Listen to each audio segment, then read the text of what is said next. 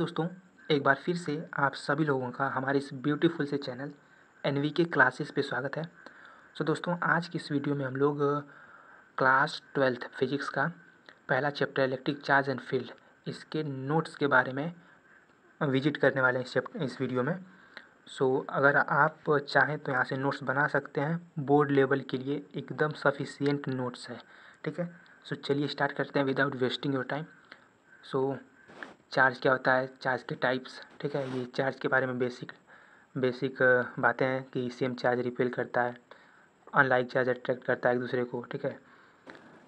And उसके बाद आ जाता है हमारा प्रॉपर्टी ऑफ चार्ज क्या होता है। प्रॉपर्टी ऑफ चार्ज जो होता है एडिटिव होता है। दूसरा कि चार्ज कंजर्व्ड होता है। तीसरी प्रॉपर्टी हमारी आ जाती है कि चार्ज जो होता है क्वांटाइज्ड होता है। चौथी प्रॉपर्टी जाने से पहले ये भी देख लीजिएगा कि आपको पता होना चाहिए 1 कूलम ऑफ चार्ज में नंबर ऑफ़ इलेक्ट्रॉन कितने होते हैं, तो वो इतने होते हैं, ठीक है। और ये इंपॉर्टेंट क्वेश्चन बन जाता है कि पूछता है हमसे कि किस तरीके का चार्ज पॉसिबल है या किस तरीके का पॉसिबल नहीं है, ठीक है ना। चौथी प्रॉपर्टी हमारी है कि चार्ज होता है ये इनवेरिएंट होता है, यानी कि ये स्पीड पे डिपेंड नहीं करता है। Does not change with speed बढ़े या घटे उससे इफेक्ट नहीं पड़ता है चार्ज पे, ठीक है। उसके बाद आ जाता है हमारा मेथड ऑफ चार्जिंग। किसी भी चीज़ को हम 3 तरीके से चार्ज कर सकते हैं। पहला फ्रिक्शन के मेथड से, दूसरा कंडक्शन, तीसरा इंडक्शन के मेथड से, ठीक है। उसके बाद हमारा आ जाता है इलेक्ट्रॉन थ्योरी ऑफ इलेक्ट्रिफिकेशन। उसके बाद हमारा आ जाता है कूलॉम्स लॉ, ठीक है। कूलॉम्स लॉ देख लीजिए, इंपॉर्टेंट है, ठीक। ये फार्मूला इंपॉर्टेंट है। और के की वैल्यू ये इंपॉर्टेंट है, इसका यूनिट देख लीजिए। और यहाँ पे ये एप्सिलॉन नॉट यानी परमिटिविटी ऑफ वैक्यूम, इसकी वैल्यू को देख लीजिए, इसका यूनिट देख लीजिए, ठीक है। एंड मीडियम में क्या होता है, कूलम्बिक फोर्स इन मीडियम, ठीक है। तो आप देख सकते हैं ये होता है और ये इम्पॉर्टेंट है। यहाँ पे ये है बेसिकली कि ये जो फोर्स है ये मीडियम का है, कूलम्बिक फोर्स इन मीडियम। और यहाँ पे एफ नॉट जो है ये वाला फोर्स है, ये वाला फोर्स, ठीक ना। जैसे देखिए यहाँ पे एक अगला क्वेश्चन भी दे रखा है, इसी फॉर्मूले पे बेस्ड है कि हमें पूछ रखा है force between two charges placed at distance of r in vacuum of 100 newton, ठीक ना। यानी कि वैक्यूम में जो फोर्स लग रहा है दो चार्जेस के बीच में 100 न्यूटन का लग रहा है, यानी एफ नॉट की बात कर रहा है कि 100 न्यूटन है। और हमसे बोल रखा है कि उसको हम मीडियम में अगर रख दें उन चार्जेस को, ठीक है, जिस मीडियम का जो डाइलेक्ट्रिक कांस्टेंट है वो 5 है, तो वहाँ पे उस मीडियम में नया फोर्स क्या होगा, तो नया फोर्स जो हो जाएगा वो 20 न्यूटन हो जाएगा इस फार्मूले के बेसिस पे। तो ये इंपॉर्टेंट है। ये Coulomb's law in vector form, ये डेरिवेशन है, इसको ध्यान से देख लीजिएगा, इंपॉर्टेंट है। पोजीशन प्रिंसिपल, ठीक है।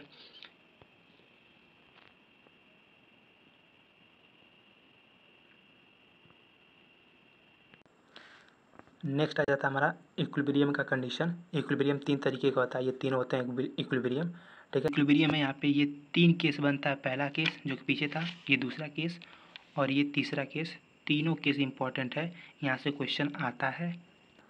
इस तरीके के क्वेश्चन को भी आप अगर मिले तो कर लीजिएगा, क्योंकि इस तरीके का भी क्वेश्चन इम्पॉर्टेंट ही है, ठीक ना। जैसे यहाँ पे बोल देता हमसे कि डिफरेंट चार्जेस हैं या फिर सेम चार्जेस हैं जिसको स्क्वायर के कॉर्नर पे रखा गया है या फिर सेंटर में रख दिया गया है, और हमसे पूछता है कि कहाँ इक्विलिब्रियम पोजीशन मिलेगी, या फिर हमसे किसी पॉइंट पे पूछ देता है कि वहाँ पे इलेक्ट्रोस्टैटिक फोर्स क्या होगा, ठीक ना।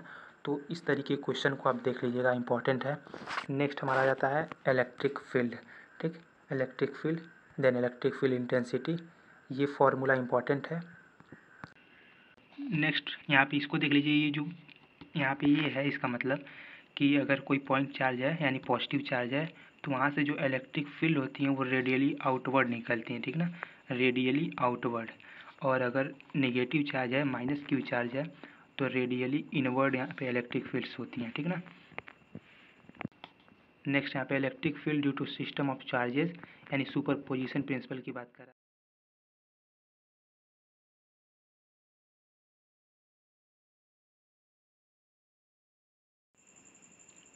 ये एक्सीलरेशन है, ये फार्मूला इंपॉर्टेंट है, इसको देख लीजिएगा।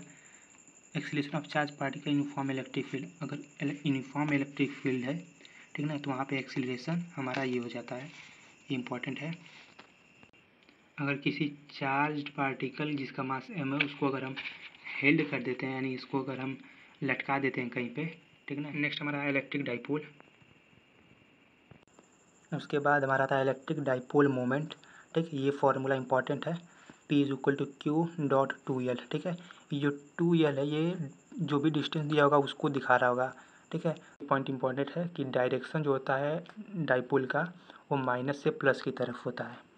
नेट चार्ज ऑन डाइपोल, कभी भी डाइपोल पे अगर आपसे नेट चार्ज पूछे तो जीरो होता है, और electric field of dipole is zero at infinity. Infinity पे भी आपका इलेक्ट्रिक फील्ड जो होता है डाइपोल का वो जीरो होता है।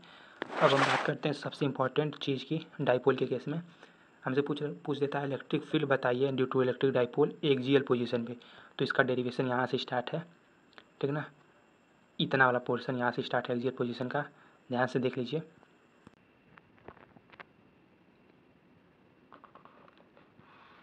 ये जो है एक्सियल पोजीशन पे हमें इलेक्ट्रिक फील्ड निकाल रहे हैं ड्यू टू डाइपोल, ठीक है। ये फॉर्मूला आता है हमारा E is equal to K2P/R3, ठीक है। ये वेक्टर फॉर्म इसका है, ठीक है। अब हमसे इक्वेटोरियल पोजीशन का भी पूछता है, तो इक्वेटोरियल पोजीशन का डेरिवेशन यहाँ पे है, इसको ध्यान से देख लीजिए,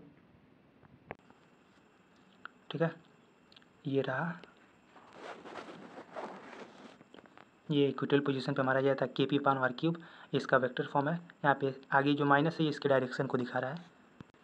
अगली इंपॉर्टेंट चीज़ है इलेक्ट्रिक फील्ड जो आप निकाले हैं डाइपोल की वजह से एक्सियल पे इक्वेटोरियल पे, उसके बीच में रिलेशन पूछ देता है। तो इसके बीच में रिलेशन ये रहा कि जो एक्सियल पे एक इलेक्ट्रिक फील्ड है वो इक्वेटोरियल का 2 टाइम्स है। यहाँ पे electric field due to dipole जो हम एक्सियल पे निकाले हमारा इतना आया और इक्वेटोरियल पे इतना आया, तो इसके बीच में एक ग्राफ दे रखा है, आर है और ये एक्सियल है। तो यहाँ पे अगर आप देखें तो आर का पावर यहाँ पे 3 है, ठीक है।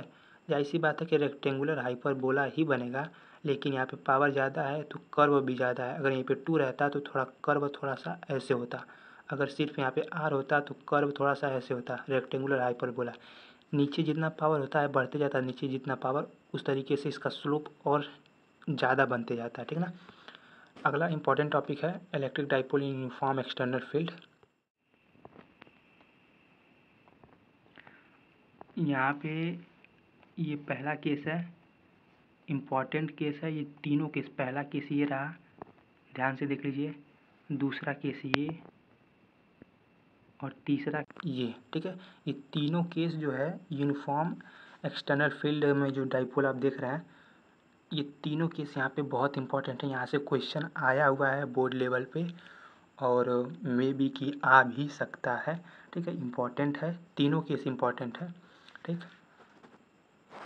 इस पे बेस्ड क्वेश्चन है, आप चाहें तो अपने से कर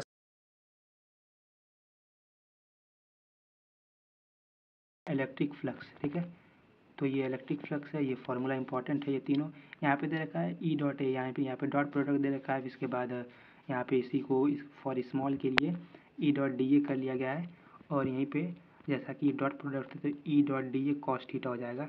तो तीनों एक ही चीज़ है, आप इस वाले फार्मूले को किसी को यूज कर लीजिए, बस आपको याद रहना चाहिए कि, बल्कि मैं प्रीफर करूँगा आपको कि E dot D A cos theta इसको इस्तेमाल करिए, क्योंकि जहाँ पर अगर एंगल होगा तो आप एंगल रख लीजिएगा उस हिसाब से, ठीक है। इसका यूनिट ये है, डायमेंशन ये है, ये स्केलर क्वांटिटी होता है इलेक्ट्रिक फ्लक्स, ठीक है।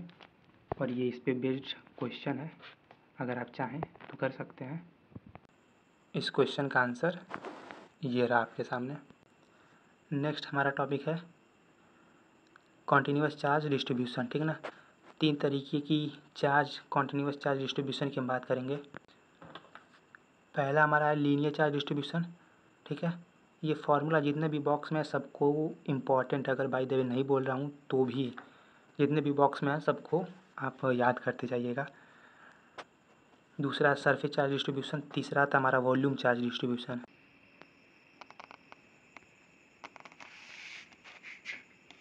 अब ये जो था ये सब हमारा सरफेस चार्ज डेंसिटी, वॉल्यूम और लीनियर, ये सब था। अब यहाँ पे हमारा इलेक्ट्रोस्टैटिक फोर्स आता है due to continuous charge distribution, ठीक ना।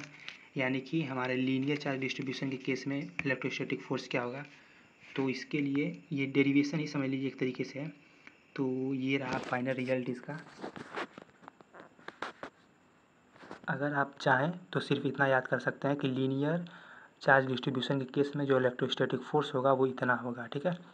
इस पे बेस्ड क्वेश्चन आएगा तो उस पर रख करके आप कर लीजिएगा। Next surface charge distribution case में ये इतना आ जाता है फोर्स, और वॉल्यूम चार्ज डिस्ट्रीब्यूशन के केस में इतना आ जाता है, ठीक है। अब नेक्स्ट हमारा टॉपिक है electric field lines due to different types of charge, ठीक है। अगर अलग अलग तरीके के आपको चार्ज दे दे तो उन सबसे इलेक्ट्रिक फील्ड लाइन्स कैसी बनती हैं तो आप देख लीजिए। ये पॉइंट चार्ज है और ये डाइपोल की वजह से इलेक्ट्रिक फील्ड लाइन्स है, और ये two same type of charges है, प्लस प्लस भी हो सकता है, माइनस माइनस भी हो सकता है, लेकिन सेम बोल रखा है ना। लीनियर चार्ज है तो ऐसी बनेगी, यूनिफॉर्मली चार्ज प्लेन शीट है तो ऐसी बनेगी। अब नेक्स्ट बात करते हैं इलेक्ट्रिक फील्ड लाइन्स की कुछ प्रॉपर्टीज़ के बारे में, ठीक ना। तो देख सकते हैं इलेक्ट्रिक फील्ड लाइन्स की ये प्रॉपर्टीज़ है। नेक्स्ट टॉपिक हमारा जाता है गॉस लॉ। बहुत इस चैप्टर का सबसे इम्पोर्टेंट टॉपिक जो हमारा है वो है गॉस लॉ, ठीक है। तो इसमें एक बात ध्यान देने वाली बात है कि गॉस लॉ है ये एप्लीकेबल है क्लोज सरफेस के लिए, और ये डिपेंड नहीं करता है कि उस क्लोज सरफेस का साइज कैसा है, शेप कैसा है, साइज से पर डिपेंड नहीं करता है। बस अगर कोई भी सरफेस क्लोज्ड है तो वहाँ पे गॉस लॉ आप अप्लाई कर सकते हैं, ठीक है।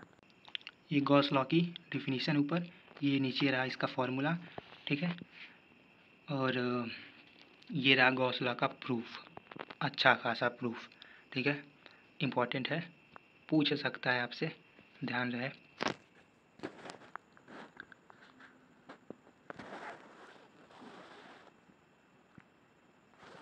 ये रहा क्वेश्चन इस पे बेस्ड या फिर ऐसे ही जनरल क्वेश्चन है, ठीक है। आप चाहें तो इसको सॉल्व कर सकते हैं। नेक्स्ट हमारा एप्लीकेशन ऑफ गॉस लॉ एकदम इम्पॉर्टेंट है, एकदम एकदम एकदम पक्का वाला इम्पॉर्टेंट है, ठीक है। पहला electric field due two point charge के लिए ये रहा डेरिवेशन इसका।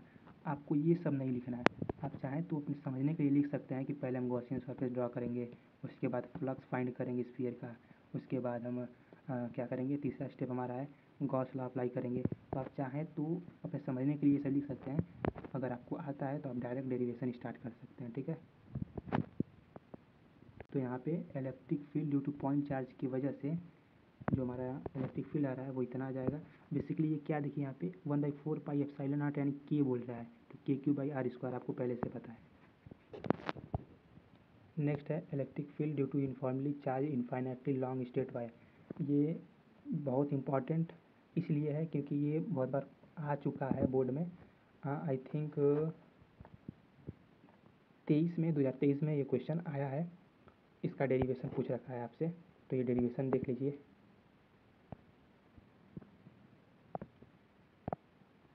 तीसरा एप्लीकेशन है इसका, ये सब डेरिवेशन इम्पॉर्टेंट है।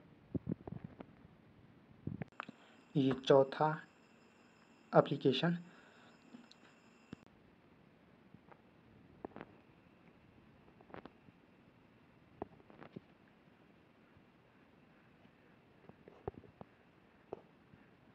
ये सरफेस पे है, ठीक है। और ये जो था रिजल्ट ये आउटसाइड है, देखिए यहाँ पे ये रहा हमारा सरफेस, ठीक है। इस सरफेस के बाहर हमने इलेक्ट्रिक फ्लक्स यहाँ पे निकाल रखा है,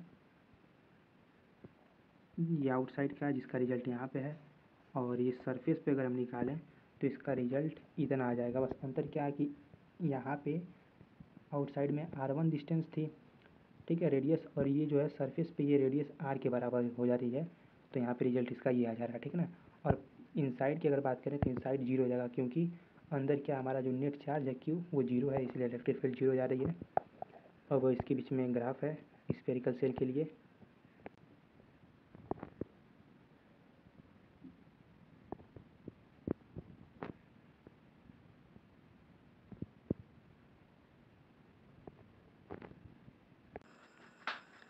ये electric field due to uniformly charge insulating sphere, ये भी इम्पोर्टेंट है। इसके पीछे वाला जो था वो भी इम्पोर्टेंट था, सब इम्पोर्टेंट है। गॉस लॉ का एप्लीकेशन भाई देखो सब इम्पोर्टेंट है।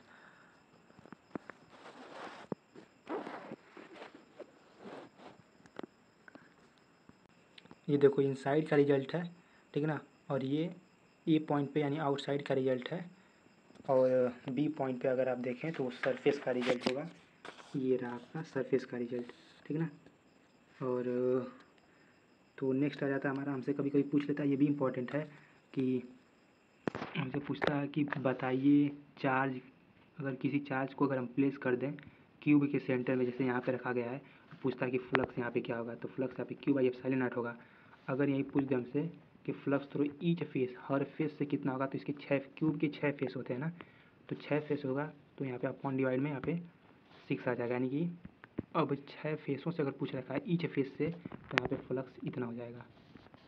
अब पूछता है हमसे कि अगर हम चार्ज को क्यूब के किसी एक फेस पे रख दें, उस केस में हमारा क्यूबाइड से फ्लक्स इतना होगा, और अगर हम फेस पे रखे हुए हैं चार्ज को तो क्यूब से पूछे तो इतना होगा फ्लक्स। सिमिलरली इस तरीके से पूछता हमसे क्वेश्चन।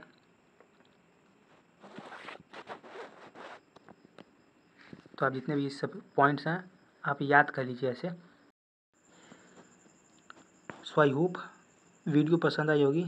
मिलते हैं अगली वीडियो में, तब तक के लिए जय हिंद एंड राधे राधे।